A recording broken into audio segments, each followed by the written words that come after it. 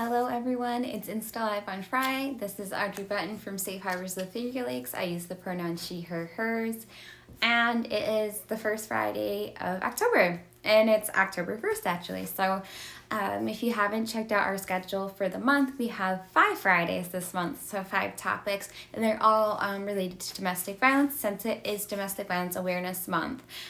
So with that, before we kind of get into our topic, so today I'm going to be talking about domestic violence and men and kind of focusing more on especially men as victims and survivors of domestic violence.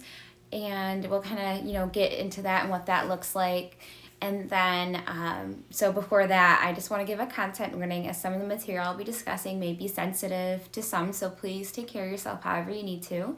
And a quick disclaimer, the views and opinions expressed in this video are not necessarily those of Safe Harbors of the Finger Lakes, but of those in the video.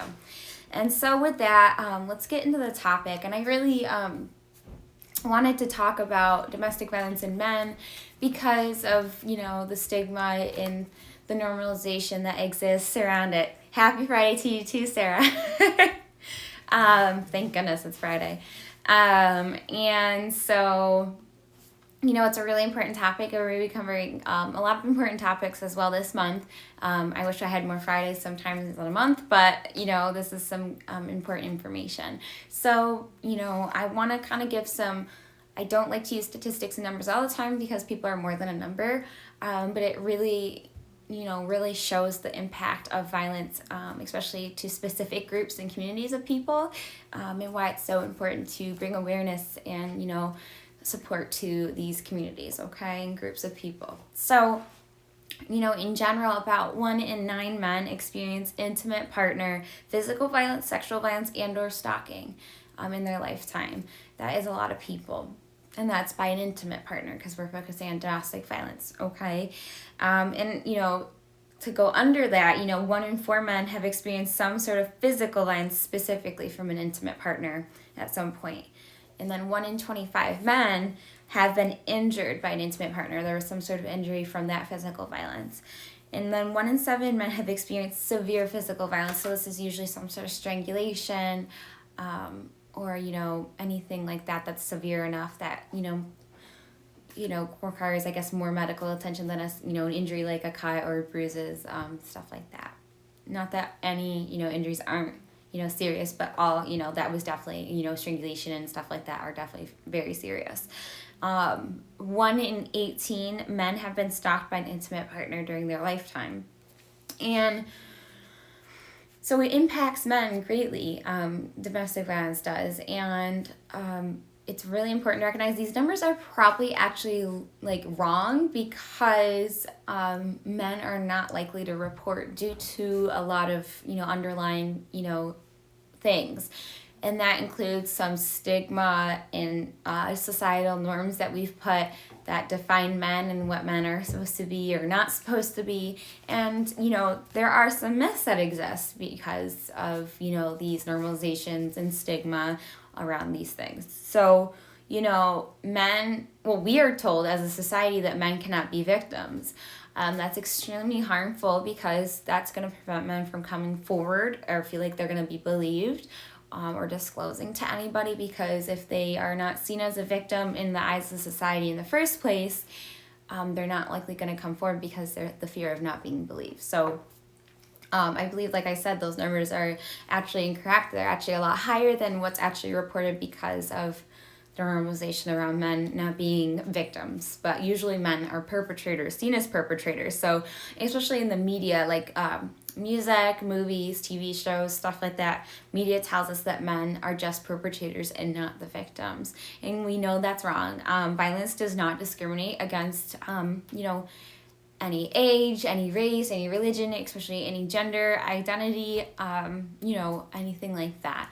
So violence does not discriminate. Yes, there are more populations that are more susceptible to violence, but men can experience violence too. And they can be the victims as well. Obviously, there are higher numbers of reports that men are perpetrators, which, isn't wrong. But actually, I think the rate of female perpetrators is low due to seeing as women not being able to be perpetrators. And that goes kind of into that whole discussion around, gender norms and societal norms around gender, okay? So, and that's also from a hetero sexual perspective. It's usually a male and female relationship rather than male and male, female, or any sort of other mix, or any relationship on the spectrum, okay? So this is a perspective from a hetero relationship. So, men are also believed to not be real men, and I say that in quotes, if they can't handle this sort of, violence. Because men are supposed to be tough, they're supposed to just handle it, they're supposed to just let it happen, or they need to, put people in their place, that's their job, and that's not true. Men are not, defined in that way. Masculinity is extremely harmful. Our idea of masculinity in society is extremely harmful because men cannot be emotional, they can't be soft, they can't be, weak, they cannot be seen as victims, they're the strong one, they're overpower everybody, they're, leaders, they're above everybody else, that kind of thing, they're in charge, and then females are generally seen as submissive and being told what to do and all that stuff. So gender norms and expectations have really impacted the definition of masculinity, and what society really needs to do is let men define their own definition of masculinity.